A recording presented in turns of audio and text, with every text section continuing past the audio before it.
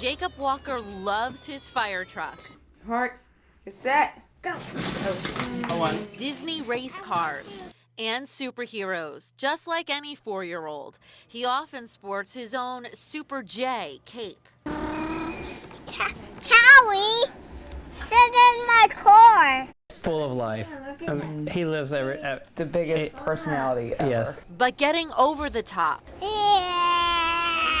and around nearly anything is a challenge, one Jacob takes on without noticing. There is nothing going to keep him from doing what he wants to do. Nothing. Like, he'll find his way of doing it. Jacob's parents, Ashley and Rodney, tell me Jacob is just beginning to understand that he has a genetic disorder. It's an extremely rare form of dwarfism called opsis mode dysplasia. He asks us all the time, am I not going to grow? There's less than a 1 in a million chance that a person would get this kind of gene mutation. Jacob's on the shorter side of little people. He's one of the smallest boys in the world. But the big race.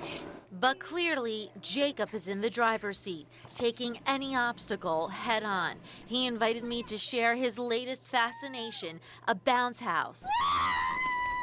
It was a gift from a total stranger, touched by Jacob's resilience. But from the time he started walking, he catches people's eyes, and they gather around like moths to a flame. But curiosity can often be difficult to handle. When somebody that's notably younger than him can barely talk, but comes up to him going, "Baby," it hurts him. And he'll get upset, and he'll say, "I am not a baby. I am a big boy." It's part of why Ashley and Rodney began Jacob's Facebook page.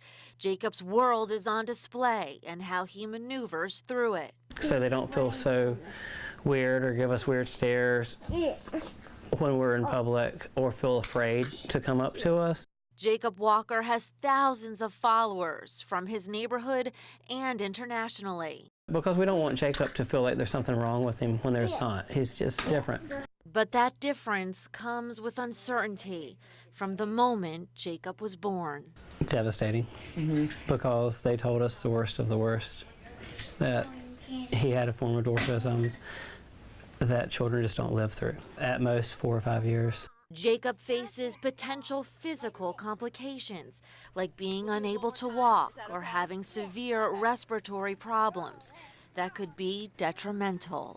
Anytime something happens with his respiratory system, we have to be very cautious, because we've been told that children that have not been able to live with opsis mode dysplasia was because they ended up with a respiratory infection that they weren't able to overcome. Let's take a look-see.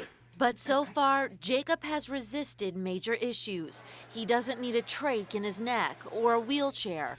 But Ashley and Rodney are searching for a doctor who can help Jacob medically, since so little is known about his condition.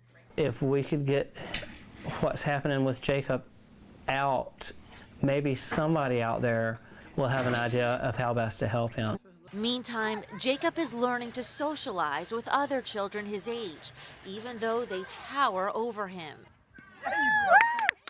But Jacob may always need help doing tasks you and me don't even think about. Wash, wash, wash. Ashley and Rodney are fundraising to renovate the bathroom so Jacob can use it on his own, continuing to overcome barriers. Just praying and seeing, like, no two cases are the same, you know, in that situation. And he's not like any of the other ones with the type of opsis mode dysplasia, so Cool race car did it. it's amazing how, like, we've learned so much from him. And the people who follow Jacob on Facebook are also learning so much from him. In fact, his page just reached over 10,000 followers. If you'd like to be one of them, just head to NBC12.com and click on All Access. You'll find links to Jacob's Facebook page and his website. I'm Kelly Avellino for NBC 12 News. She was murdered, and I covered it up. Just you? No, I was ordered to cover it up. Before we get here, you have to go back through this city's headlines. from 17 years ago.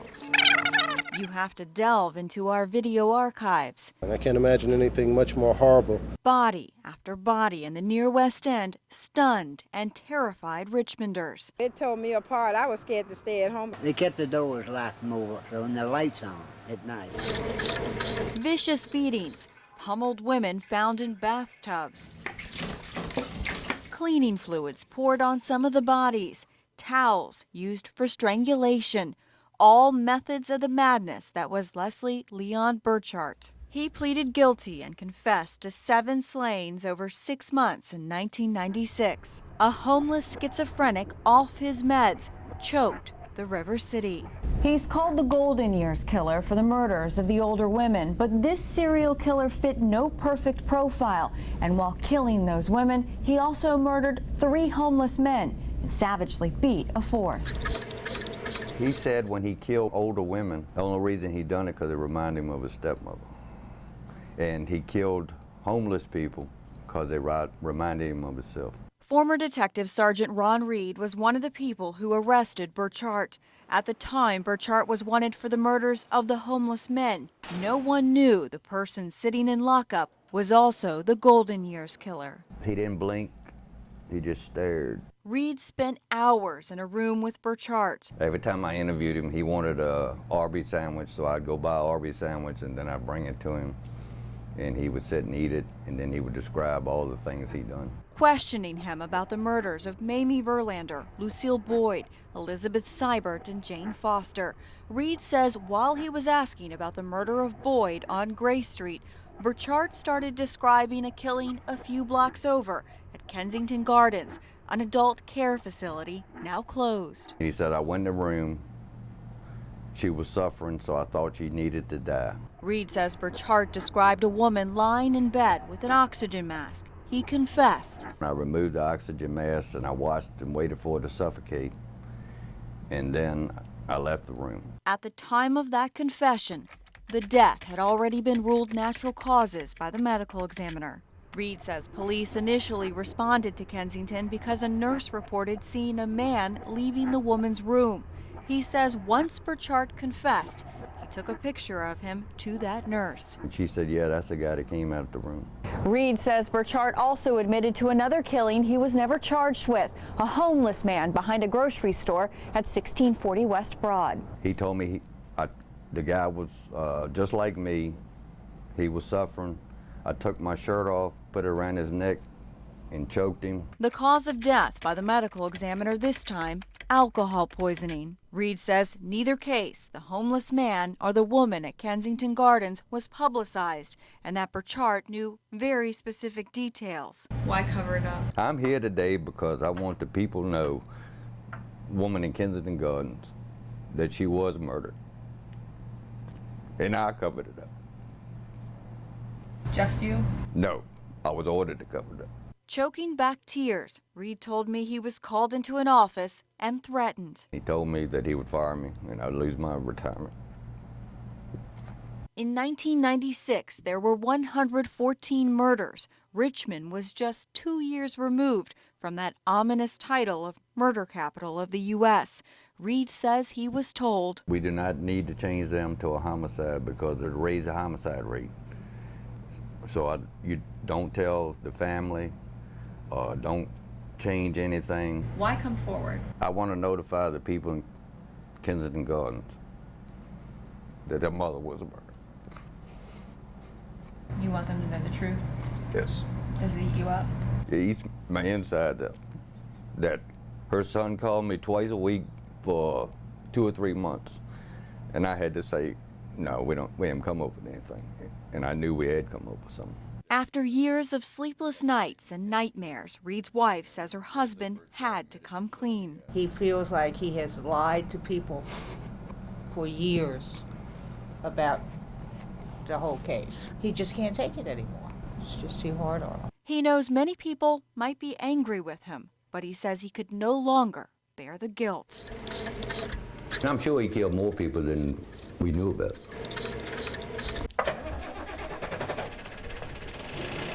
This is the predecessor to the military's modern-day mine-resistant armored vehicle, often used to transport soldiers and protect them from bombs. It's 24 feet across, 25,000 pounds, and you might see it on the streets of Caroline County. It didn't cost our taxpayers anything. Okay. How's that possible? They got it through what's called the military's 1033 program. It's first come, first serve. The military gives away its unwanted or out-of-commission items to local police. Things as mundane as cell phones, computers, and camo boots. Also free, tactical vehicles and guns. The 12 On Your Side investigators obtained a Department of Defense database. We reviewed every piece of equipment that's gone to Virginia police agencies since the early 90s. State police, the CIA, even Virginia's alcohol beverage control officers have gotten free stuff. $584,000 in weapons and $4.1 million in military vehicles to police across the Commonwealth. The list is long. Hopewell police got 43 blankets. Henrico, binoculars, camo helmets, to name a few.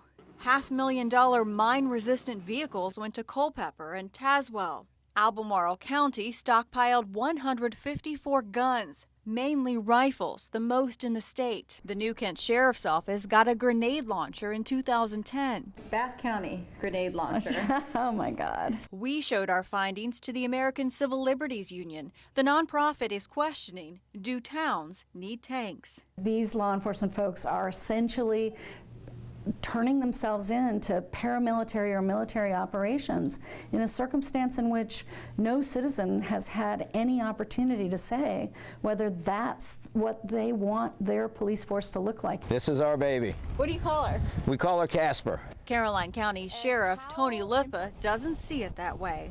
I don't understand how anyone in their right mind would say, we're becoming the military. We're not. The county's 1970 combat assault tactical vehicle is worth $460,000. And it looked absolutely nothing like this on the inside when they first got it. It was a hunk of junk. They used drug forfeiture money to pay for the transport. A local company, VSE Ladysmith, donated its time to fix it up. Workers stripped it down and got it running. Bob's down, got a lot of weight. Everyone's entitled to their opinion. No way, shape, or form are we taking anyone's rights away. This is to protect the people. You get a hostage situation, you get somebody that's barricaded in. Why would you say that's military? We're responding to calls. His special emergency responders are training with it. He hopes he never has to use it. In today's society, we don't know what we're up against, and in any given time, you never know what could go on. The military's program doesn't have much oversight, and that's a problem for some. One congressman just introduced a bill to ban the military from giving police drones, assault weapons, and armored vehicles, just like the one in Caroline County. For the On Your Side investigators, I'm Rachel DePompa.